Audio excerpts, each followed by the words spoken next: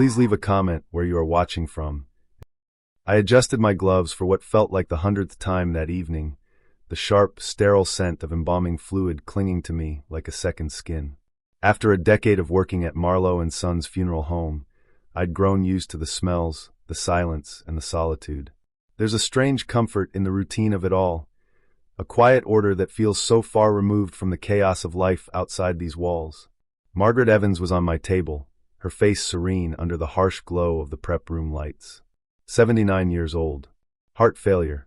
Her family had dropped her off that afternoon, their grief raw but composed. They'd been adamant about the details for tomorrow's open casket viewing.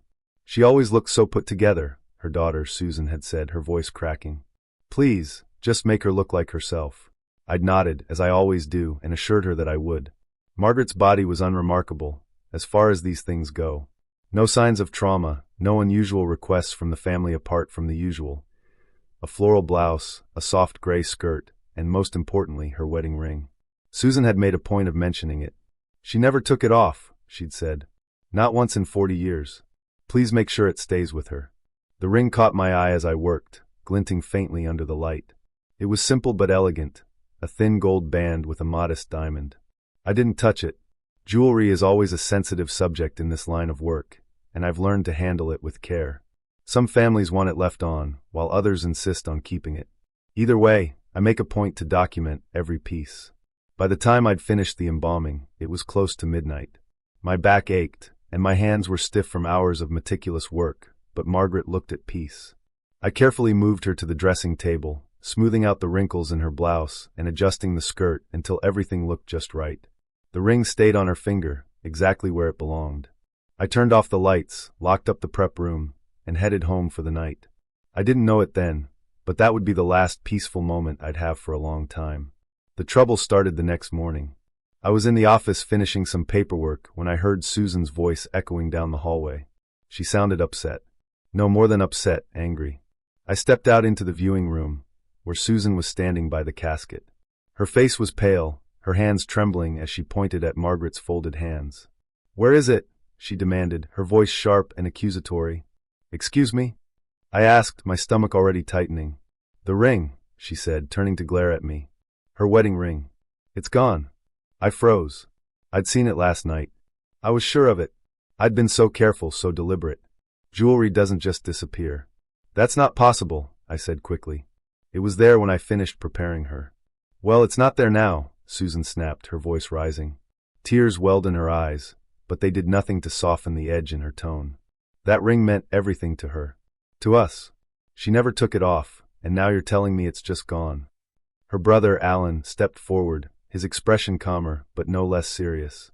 "Look," he said, his voice low and measured, "we're not accusing you of anything, but this is a big deal. That ring was part of her. We need to find it." I nodded, trying to maintain my composure. "I understand. Let me check the prep room. It's possible it slipped off while I was dressing her. I'll find it." But even as I said the words, a cold knot of dread was forming in my chest. I tore through the prep room, checking every surface, every corner. I searched the embalming table, the drains, the trash, even the pockets of my uniform. Nothing. The ring was gone, and I had no explanation. I returned to the viewing room, my hands clammy and my heart pounding. Susan looked at me expectantly, her eyes narrowing when she saw my expression. "I couldn't find it," I admitted, my voice barely above a whisper. Susan let out a bitter laugh, shaking her head. "Unbelievable. Absolutely unbelievable. That ring was on her finger when we brought her here. You're telling me it just vanished?" "I don't know what happened," I said, my voice trembling. "But I promise I'll figure it out. I'll keep looking." "You'd better," she snapped. "Because if I find out someone here stole it, I'm calling the police." I spent the rest of the day searching every inch of the funeral home. I checked the van we'd used to transport Margaret's body, the dressing room, even the office. Nothing. The ring was gone, and I was running out of places to look. By the end of the week, the family had filed a formal complaint. Susan followed through on her threat, and the police were called to investigate. They questioned me, along with the rest of the staff, but no one had any answers. The whole situation left me shaken. I'd been doing this job for years, and I'd never lost anything. Not a piece of jewelry, not a photograph, not even a single flower from a bouquet.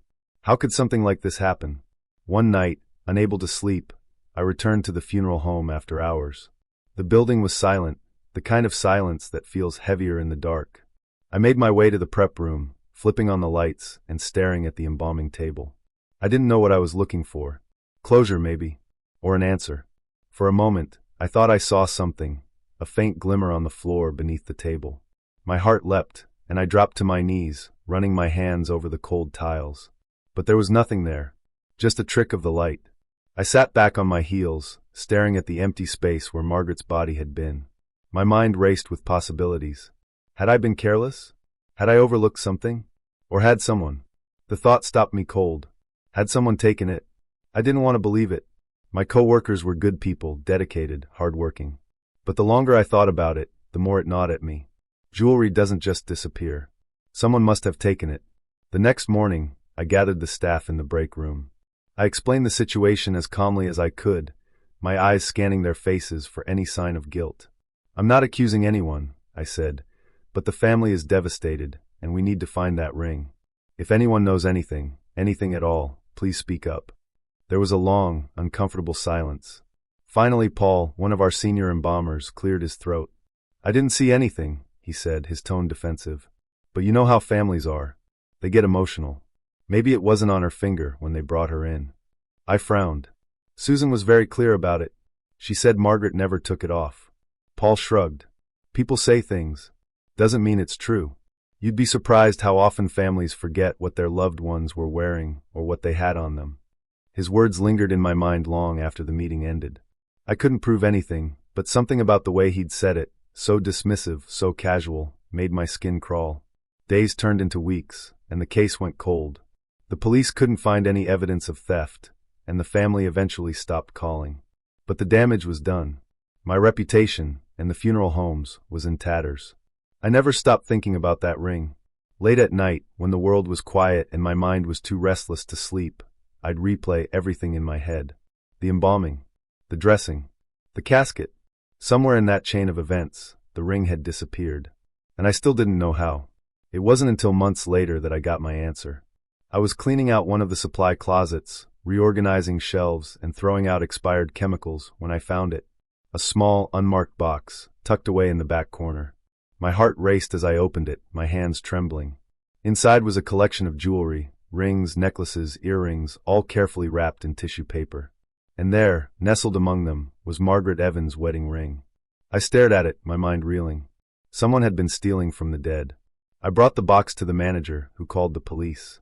The investigation revealed that Paul, the same Paul who'd dismissed the family's concerns so casually, had been stealing valuables from bodies for years, pawning them for extra cash.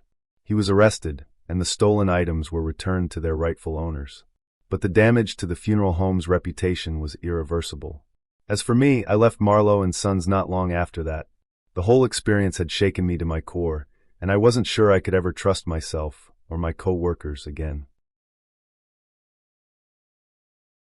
I still remember the first time I noticed it, the faint sound of footsteps echoing through the stillness of the morgue late at night. At first, I thought it was my imagination. After all, I'd been working the night shift at the county morgue for the better part of 3 years, and I knew how easy it was for your mind to play tricks on you when you were alone in a place like that. My name's Maggie, and I've learned that working with the dead comes with its own set of challenges. The weight of grief, the quiet, the endless routine, it can wear you down if you're not careful. But I've always found solace in the solitude of the job. The dead don't argue, don't judge, and don't demand anything of you. They're just there. That night, though, the silence felt different. Heavy, almost oppressive. It started with the footsteps. A soft, shuffling sound, like someone dragging their shoes along the tiled floor. I was in the middle of logging a body when I heard it, just faint enough to make me question whether I'd imagined it. I froze, my pen hovering over the clipboard, and strained to listen. Nothing. Nothing at all. Shaking my head, I went back to work. The body on the table was a John Doe, an unidentified man in his 50s who'd been found in a park downtown. No visible signs of trauma.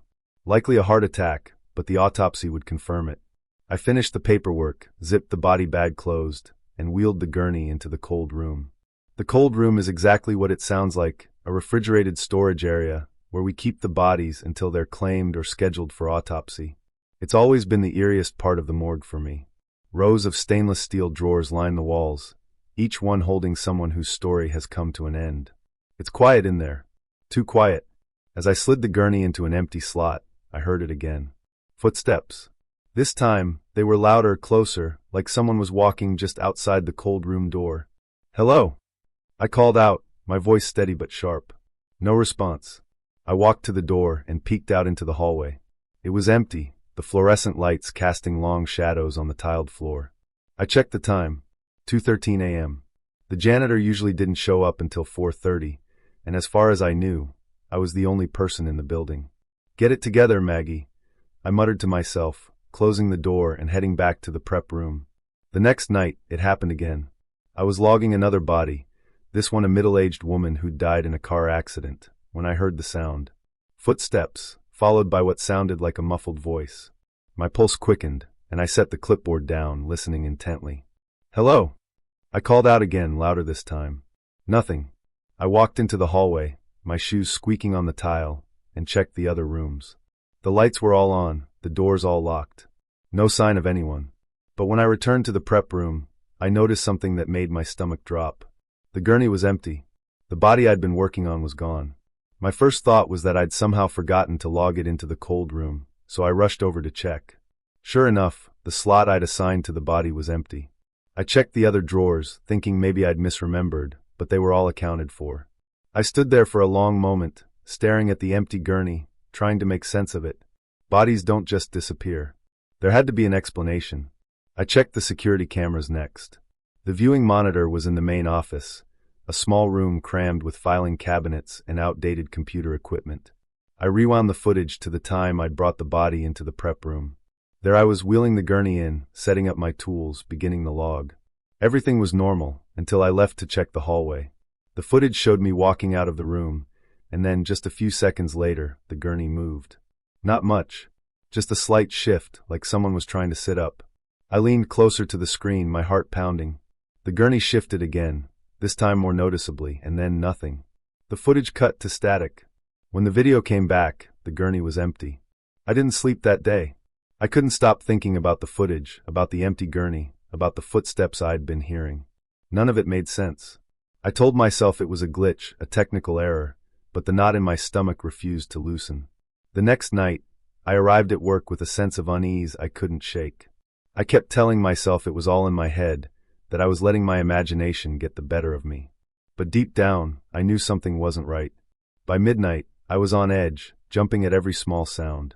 The hum of the refrigeration unit, the creak of the floorboards, the faint buzz of the overhead lights. All of it felt amplified, like the morgue itself was alive. And then I heard it again. Footsteps. Slow, deliberate, coming from the hallway outside the cold room. This time, I didn't call out. I grabbed my flashlight and crept toward the door, my heart hammering in my chest. I pushed it open just enough to peek through, my breath catching in my throat. The hallway was empty, but the footsteps didn't stop. They were coming from inside the cold room. I hesitated for a long moment, my hand on the door handle, every instinct screaming at me to turn around and leave. But I couldn't. I had to know. I opened the door and stepped inside, the cold air biting at my skin. The room was silent, the rows of drawers stretching out before me like an endless maze. I shone my flashlight over the stainless steel surfaces, my breath fogging in the air. "Is someone there?" I asked, my voice barely above a whisper. For a moment, there was nothing, just the hum of the refrigeration unit. And then I heard it, a faint, shuffling sound coming from one of the drawers. I turned, my flashlight trembling in my hand, and shone it on the source of the noise. It was the drawer where I'd placed the John Doe 2 nights ago. My knees felt weak as I stepped closer, the shuffling growing louder with each step. I reached out, my hand shaking, and gripped the handle. Slowly, I pulled the drawer open. The body was there, exactly where I'd left it. But his eyes were open this time. I froze. The call came in at 3 a.m. A body had been found in an abandoned lot on the outskirts of town. No ID, no witnesses, no answers. Just a middle-aged man, lying face down in the dirt, his clothes torn and stained with blood. I wasn't a detective or a cop. I worked as a mortuary technician at the big city morgue. It was my job to handle the body, to document the wounds, and to prepare it for the pathologist to determine the cause of death. It was clinical, detached. Or at least, it was supposed to be. But something about this one got under my skin from the start. When they wheeled him into the prep room, I couldn't help but notice how out of place he looked. He wasn't homeless. His clothes, though dirty, were decent quality. His hands were rough, calloused, like he'd worked with them his whole life. There was a deep gash on his forehead, and bruises covered his face and neck. I started the intake process, photographing the body, noting the injuries, logging everything into the system. It was routine, the kind of thing I could do in my sleep. But as I worked, I couldn't shake the feeling that something was off. It wasn't until I rolled him onto his side to examine his back that I found it. A tattoo, just below his left shoulder blade. It was small, a simple design of a sun with rays extending outward. Something about it felt familiar, though I couldn't place why. I logged it in the file and moved on, finishing the intake before transferring the body to the cold room. By the time I was done, the feeling of unease had only grown stronger. The next day, the pathologist, Dr. Keller, performed the autopsy. I stood by, assisting as needed, though my mind kept drifting back to the tattoo. Blunt force trauma to the head, Dr. Keller said, gesturing to the gash on the man's forehead. Likely the cause of death. But look at this. She pointed to the bruises on his neck, faint, but unmistakable. Strangulation marks, she said. Someone tried to choke him before finishing the job. Definitely a homicide. I nodded, jotting down notes, but my thoughts were elsewhere. The tattoo. I'd seen it before, I was sure of it. But where? After my shift, I couldn't let it go. I pulled up the man's file on the computer, staring at the photo of the tattoo. It nagged at me like an itch I couldn't scratch. And then it hit me.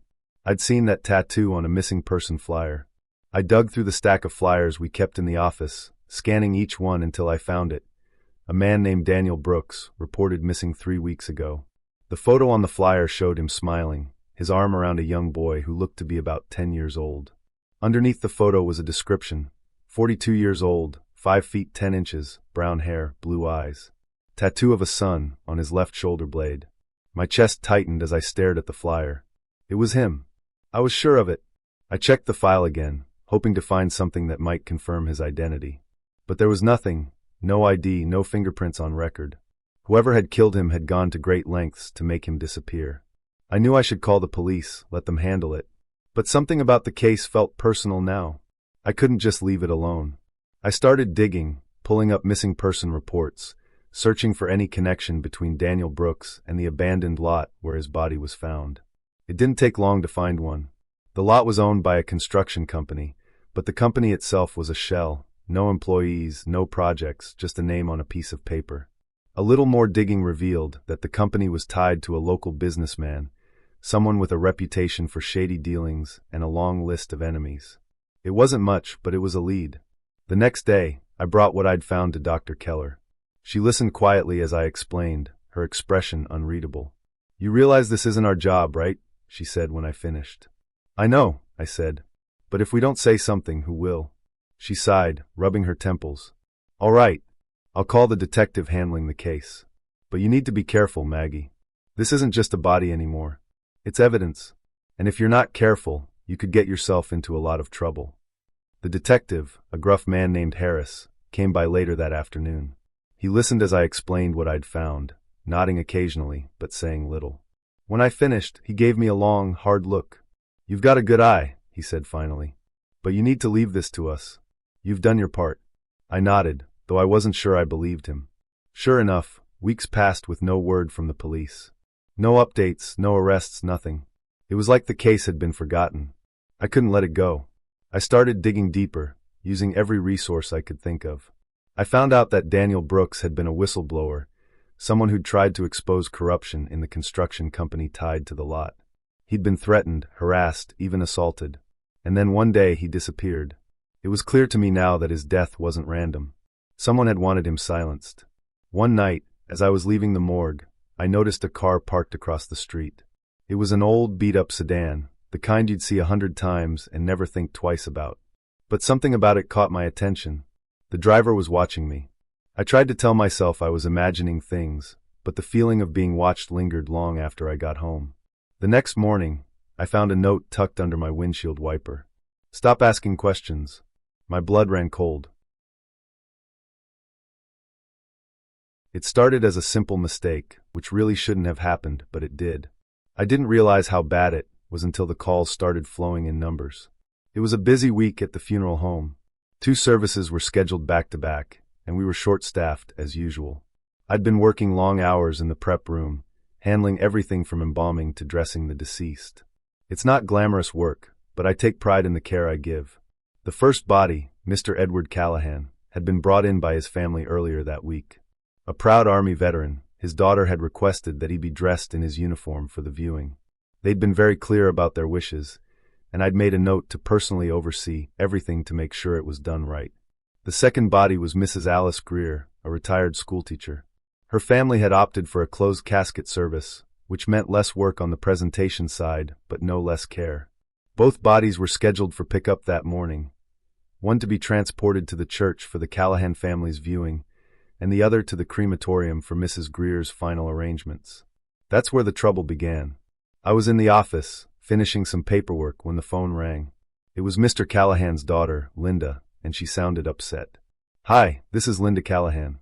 I'm at the church, and I think there's been a mistake," she said, her voice trembling. "A mistake?" I asked, my stomach tightening. "The casket, my father's casket, it's closed. We specifically requested an open casket service." I felt a pang of guilt. "I'm so sorry, Linda. I'll call the driver and make sure everything is sorted out." But before I could hang up, she added, "There's more.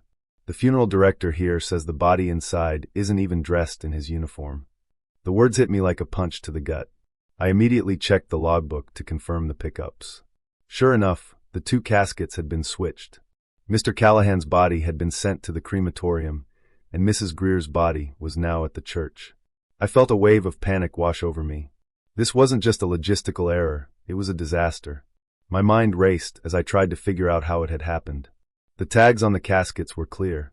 The staff knew the schedule. How could something like this slip through the cracks?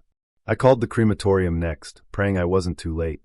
"This is Maggie from Marlowe and Sons Funeral Home," I said, trying to keep my voice steady.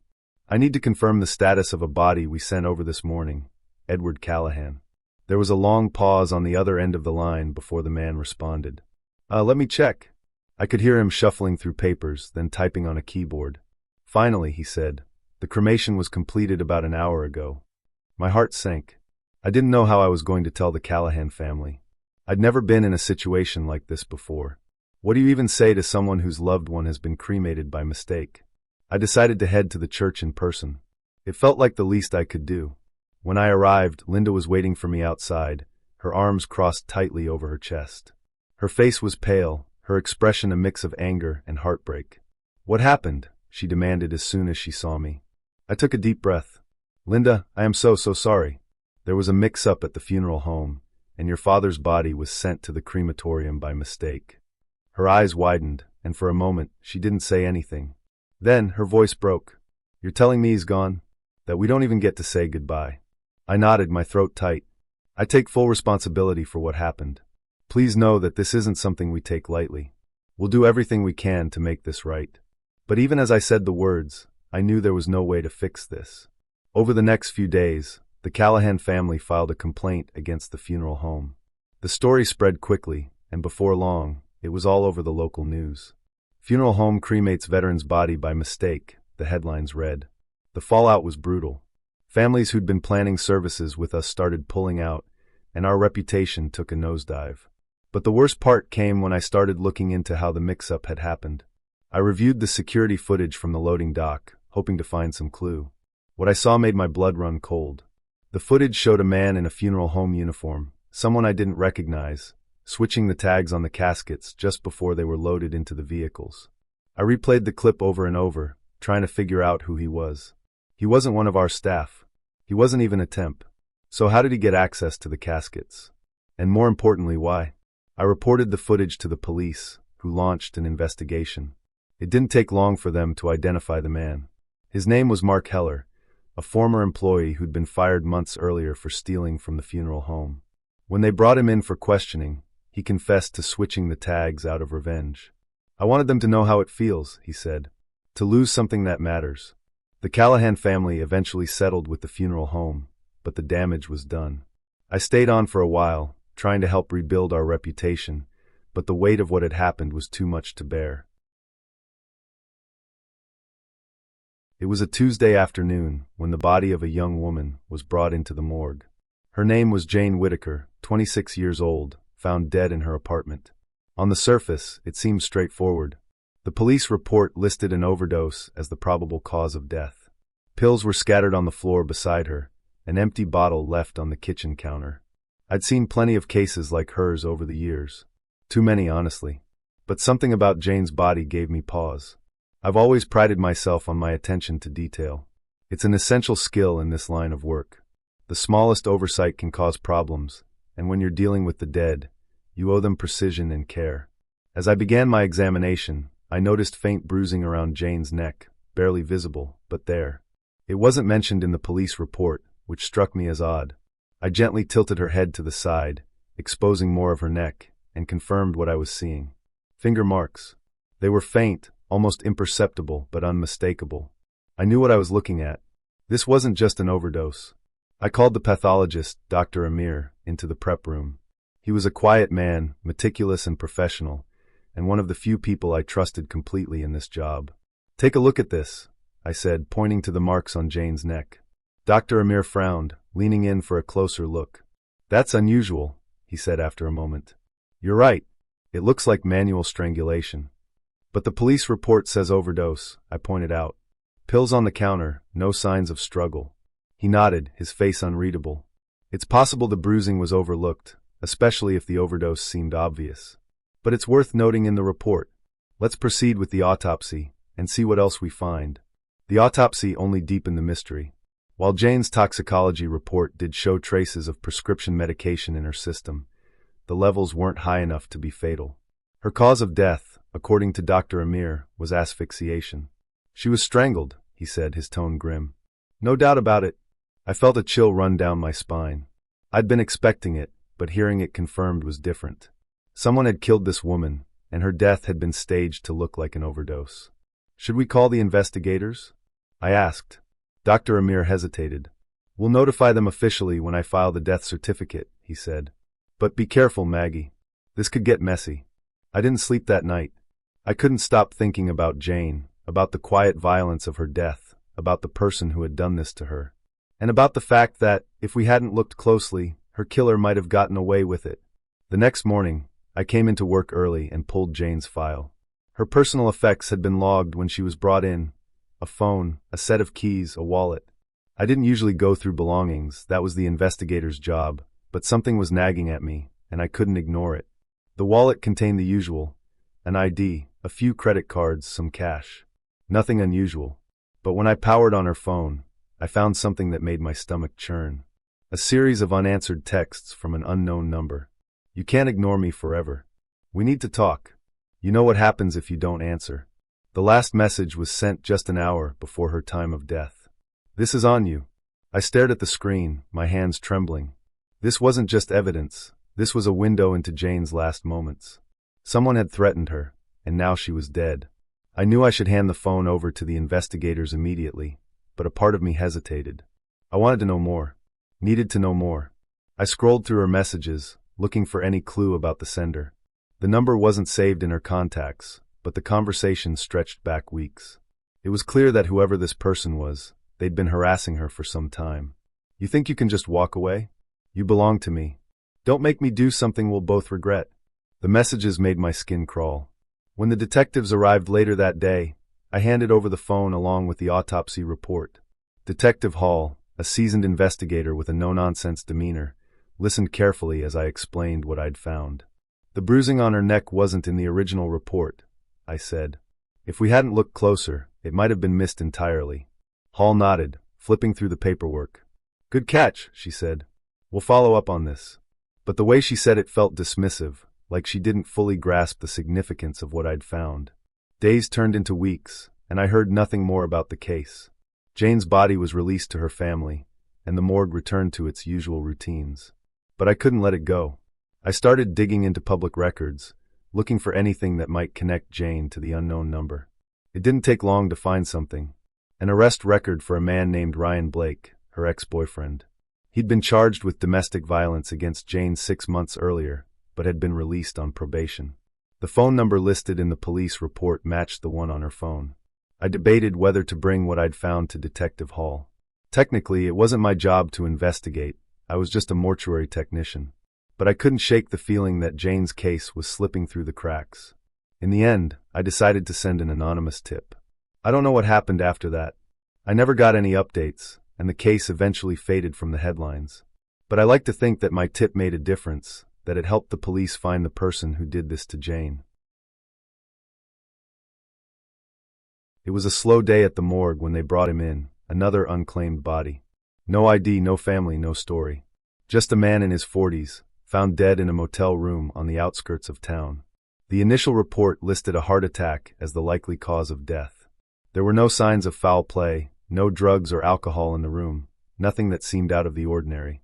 Cases like his were routine for me, and after a while, you learn not to dwell on them. But something about this one lingered. I rolled the gurney into the prep room and unzipped the body bag. The man had a weathered face, the kind that spoke of hard years and long nights. His hands were calloused, his nails unevenly trimmed. He wore a plain white t-shirt and jeans, both threadbare but clean. As I began my examination, I noticed a small tattoo on his forearm, 2 interlocked rings, faint and faded with time. It wasn't unusual for people to have tattoos, of course, but this one caught my eye. It looked familiar. I logged the tattoo in his file and moved on, noting a few scars on his knuckles and a surgical scar on his knee. Everything else seemed unremarkable. By the time I finished, it felt like just another case. But that tattoo, it stayed with me. The next day, I found myself thinking about the man's tattoo as I worked. I couldn't shake the feeling that I'd seen it before, though I couldn't place where. We get a lot of unclaimed bodies at the morgue.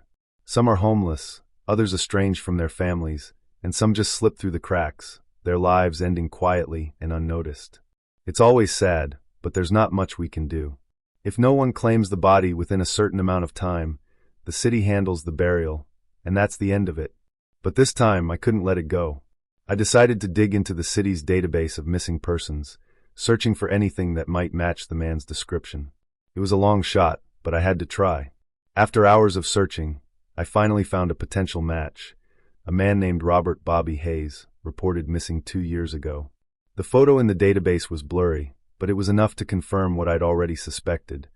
The tattoo on his forearm matched the one described in the report. I read through the file, trying to piece together his story. Bobby had been a construction worker, divorced, with 2 kids he hadn't seen in years. His sister had reported him missing after he stopped returning her calls. The file noted he'd struggled with alcohol and had been in and out of rehab. But what stood out most to me was the note his sister had left in the file. "Please, if you find him, let us know. We just want closure." I called the detective assigned to Bobby's case, explaining what I'd found. He was polite but non-committal, promising to look into it. I knew what that meant. Bobby's case wasn't a priority. Still, I couldn't just leave it at that. I decided to reach out to Bobby's sister myself. It wasn't exactly protocol, but something about this case felt personal. I found her number in the file and called her that evening. "Hello," a woman's voice answered, cautious but kind. "Hi, is this Rachel Hayes?" I asked. "Yes." "Who's this?" "My name is Maggie," I said. "I work at the county morgue. I think we may have found your brother." There was a long pause on the other end of the line. When Rachel finally spoke, her voice was trembling. "Bobby, I can't say for certain," I said quickly. "But the description matches, and so does a tattoo on his forearm. I just thought you should know." Rachel came to the morgue the next day to identify the body. She was quiet, her face pale as I led her into the viewing room. When she saw him, she let out a soft gasp, covering her mouth with her hand. "It's him," she whispered. "It's Bobby." I nodded, stepping back to give her a moment. Rachel stood there for a long time, staring at her brother's face. Finally, she turned to me. "Thank you," she said, her voice breaking. "Thank you for letting me know. I've been looking for him for so long." After Rachel left, I updated Bobby's file and prepared the body for release. It felt good to know he wouldn't be buried in an unmarked grave, that his family would finally have the closure they'd been searching for. But as I logged the final notes in his file, I couldn't help but wonder how many other unclaimed bodies were waiting for someone to notice them. How many stories were left untold, buried beneath the weight of bureaucracy and indifference. The call came in just as I was packing up for the night. It was nearly 11:30 p.m., and I'd been looking forward to heading home after a long shift. But when you work in a morgue, the dead don't exactly wait, and overtime isn't optional, unfortunately. But you get used to it.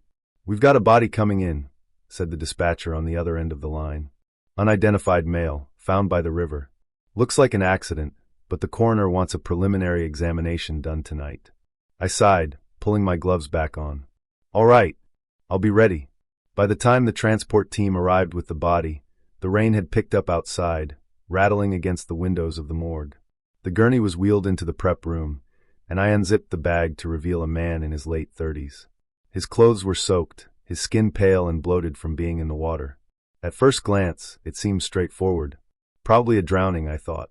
Maybe a fall, or maybe he'd been drinking and stumbled into the river. But as I looked closer, I noticed something strange. The man's hands were clean, too clean. There was no dirt under his nails, no cuts or scrapes on his palms, nothing to suggest he'd tried to break his fall or claw his way out of the water. That struck me as odd. Most drowning victims show some signs of struggle, especially if they're conscious when they go under. I made a note of it in the report and moved on, carefully removing his clothes to check for injuries. That's when I found the marks. Around his neck were faint but distinct bruises, shaped like fingers. Someone had strangled him. I stepped back from the table, my heart pounding. This wasn't an accident. This was murder. I glanced at the clock on the wall. Midnight. The coroner wouldn't be in until morning, and the police report had already dismissed foul play. For now, it was just me and the body, alone in the quiet of the morgue. I grabbed my camera and began photographing the bruises, documenting everything as thoroughly as I could. The marks were uneven, as if the killer had been in a struggle. There were also faint scratches along his jawline, and what looked like defensive wounds on his forearms. It painted a clear picture. Whoever had killed this man hadn't made it easy. As I worked, the storm outside grew louder, the wind howling against the windows. The power flickered once, twice, and then the room was plunged into darkness. I froze, the camera still in my hands. The hum of the refrigeration units had gone silent, leaving only the sound of the rain pounding against the building. I fumbled for my flashlight, clicking it on and sweeping the beam across the room. The shadows seemed larger in the faint light, stretching and shifting as I moved. I wasn't afraid of the dark, not usually. But something about the silence, the stillness, felt wrong. I turned back to the body, the flashlight trembling slightly in my hand. And that's when I saw it. The man's eyes were open. I stumbled back, nearly dropping the flashlight. My heart was racing, my breath coming in short, sharp gasps. This wasn't possible. I'd checked him when he came in. He was dead, no pulse, no respiration, no signs of life. But now his eyes were wide, staring blankly at the ceiling. I forced myself to move closer, shining the flashlight directly into his face. His pupils didn't react, and his skin was still cold to the touch. He wasn't alive, but he wasn't exactly dead either. I backed away slowly, my mind racing. Had I missed something in the initial examination? Some faint sign of life? No, that couldn't be it. The paramedics had confirmed his death hours ago. As I stood there, trying to make sense of what I was seeing, a faint sound broke the silence. A gurgle. I whipped around, the flashlight beam darting across the room. The sound had come from the body. Before I could react, the power flickered back on, the overhead lights buzzing to life. The room looked the same as it had before, sterile, orderly, and completely normal. Except for the body on the table. The man's eyes were closed again. I didn't sleep that night. The next morning, I told the coroner what had happened, expecting her to laugh it off or chalk it up to exhaustion. Instead, she gave me a thoughtful look. "Sometimes the body does strange things after death," she said. "Muscle contractions, gas buildup, it can create the illusion of movement or sound. It's rare, but it happens." I nodded, though her explanation did little to ease my unease. But as the days went on, I couldn't shake the feeling that there was more to it. I started digging into the man's case, searching for anything that might explain what I'd seen. What I found was chilling. The man had been reported missing 3 days before his body was found. Witnesses claimed to have seen him arguing with someone near the river the night he disappeared, but no one could provide a clear description of the other person. Worse, his death wasn't the first. Over the past 2 years, 3 other bodies had been pulled from the river, all with similar bruising around the neck. Each case had been ruled accidental, despite the evidence suggesting otherwise. It was clear to me now, this man hadn't died alone. I brought what I'd found to the police, but they were hesitant to reopen the case. "We'll look into it," they said, though I could tell they didn't take me seriously. So I kept digging, determined to find answers. The more I learned, the more convinced I became that the killer was still out there, preying on victims and hiding their crimes in plain sight. But as the weeks went on, strange things started happening. I'd hear footsteps in the morgue when I was alone, faint and shuffling, like someone dragging their feet. Objects would go missing, only to turn up in places I hadn't put them.